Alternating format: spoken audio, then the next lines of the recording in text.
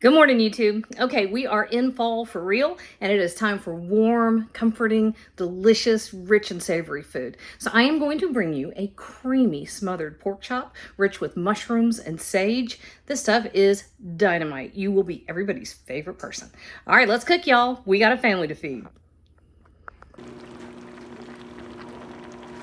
right, we are getting ready to make some smothered pork chops because there is something about pork in the fall. I don't know what it is, but it is cold and gross outside. It is very rainy, and that seems like a perfect opportunity to me. All right, so that was, I don't know, a tablespoon or so of olive oil. And I've got that on medium heat because we're going to be doing some stuff in stages. I don't want to burn anything, but I do want as much browning as I can get. So I've got some olive oil here, and I'm going to add a tablespoon of butter.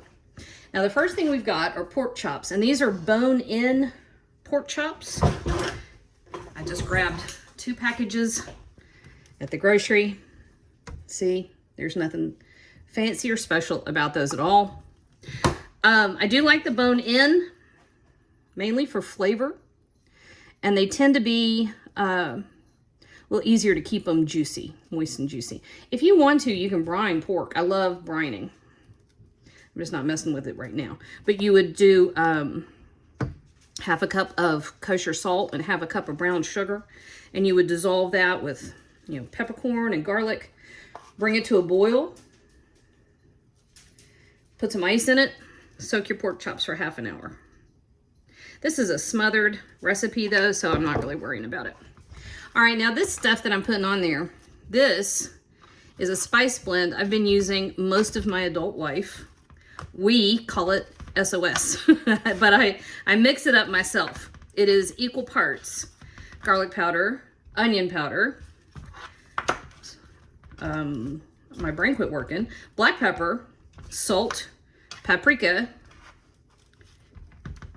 and accent, which is monosodium glutamate. And I just mix that, and I use it to season almost anything. It's just like a good base blend.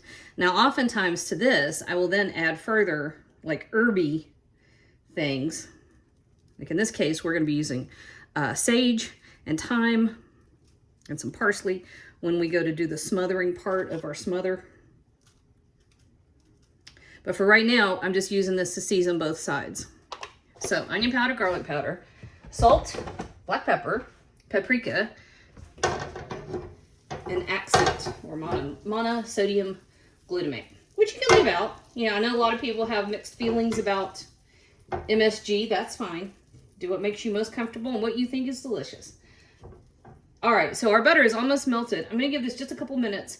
And then our pork chops, I'm not really trying to cook them all the way through at this point. I really want to get them nice and brown.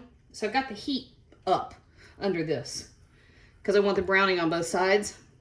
So once our skillet's up to temperature, let's see. Let's do a test. It needs to talk to you.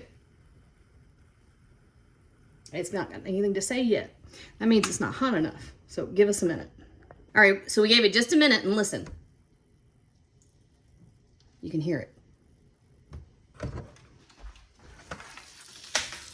See? That's what we need. All right, now these are going to go in. I'm going to do them in a couple of batches. And we're just going to let them go until they're brown. I want color. And don't crowd them. Don't try to put them all in there at once, because then they get close together and they just steam and you don't get as much color. So be a little bit patient. Get them brown on both sides, and then we're going to pull them out and set them aside for a minute. I'm trying to show you the next part of this recipe, but we have some cat drama. Baby cat is wearing a cone of shame. Casper's very offended by it. I apologize. There's a lot of drama. All right, so our pork chops have browned on both sides. And check this out. This is beautiful. See all that? All that? That's the butter, of course, and a little bit of olive oil. But it also contains a ton of flavor from our pork chops. A little bit of pork fat, but also juices. All right, now I have here half of a little blister pack of thyme, fresh thyme. And then I have the stems only from a bunch of fresh sage. I've got the leaves over here. The stems, however, contain a ton of flavor. And we're putting those in here with another tablespoon of butter. And we're gonna let these onions start to reduce. That's about 1.5 onion.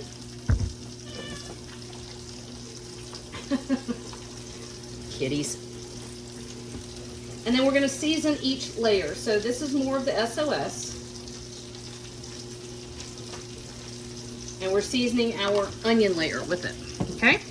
So all we're doing here is we're gonna cook this just until it starts to wilt a bit. And you can already smell the sage and the thyme starting to release their fragrances. And then here I have a whole bunch of mushrooms. I've got a portobello mushroom, I've got creminis, I've got oysters, I've got something they were calling a king oyster, which looked just like a regular oyster to me, but they're claiming it was different. And so all I did was run my knife through them. Check this out, y'all. It's my Nakano. Check them out in the little description box. I'm very pleased with this knife. I love it. Okay, so all we're doing is letting those onions just wilt. Once those have wilted down, we've got garlic and we've got mushrooms that are going to go in there, and we're going to make the most luscious smothering stuff for those pork chops that you've ever had.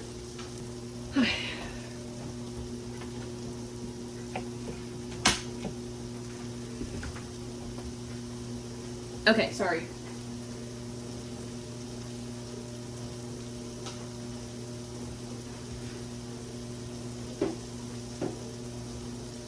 No, that's. What? Man, cheese on me.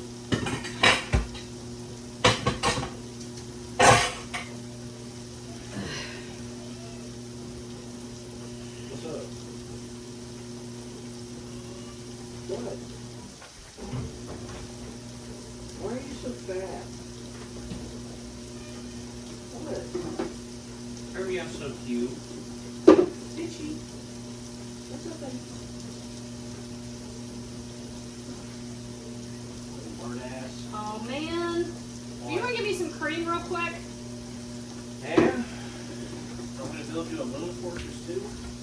What? Oh, I was talking with you. Don't do that. Oh, look. Oh, that's... Yeah, we don't want this one. I think it would be a fine addition to the...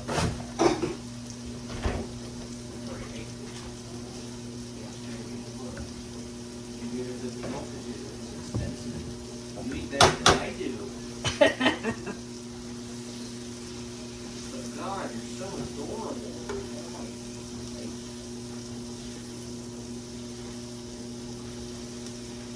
Let them hang out here until I get back.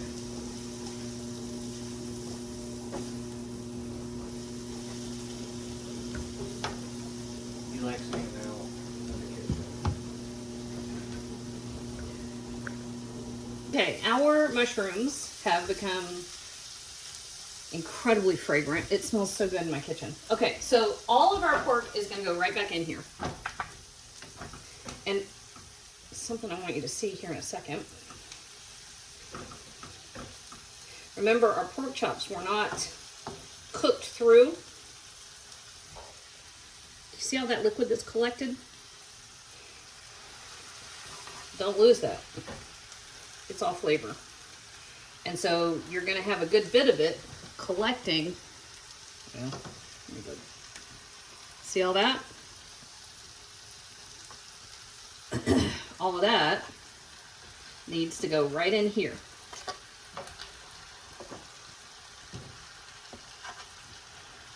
This is the smothered part of the smothered pork chop thing.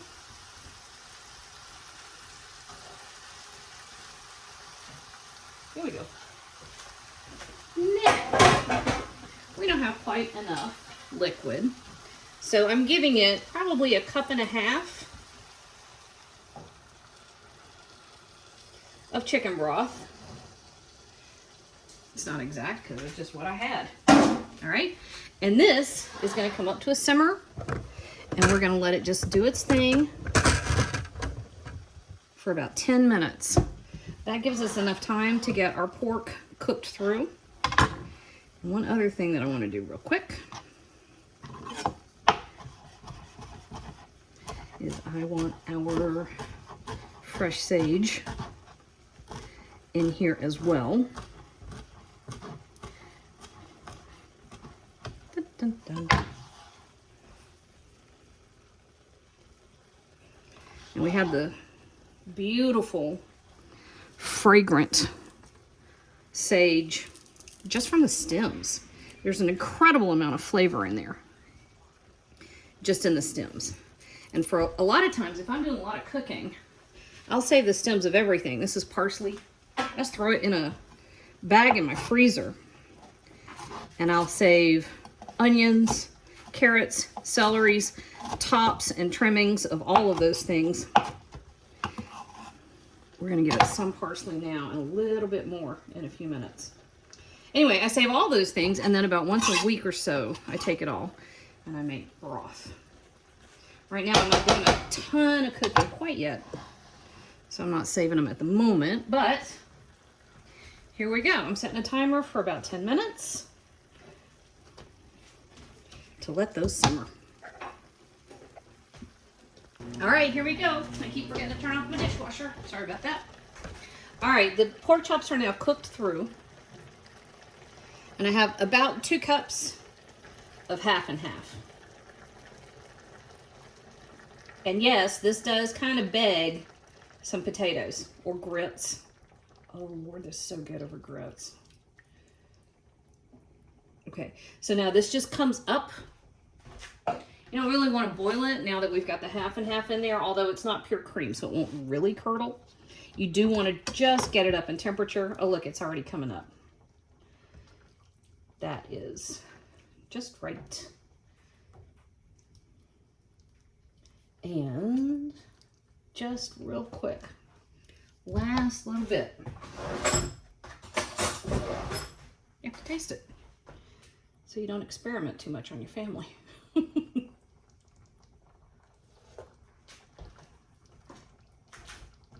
man. Oh yeah.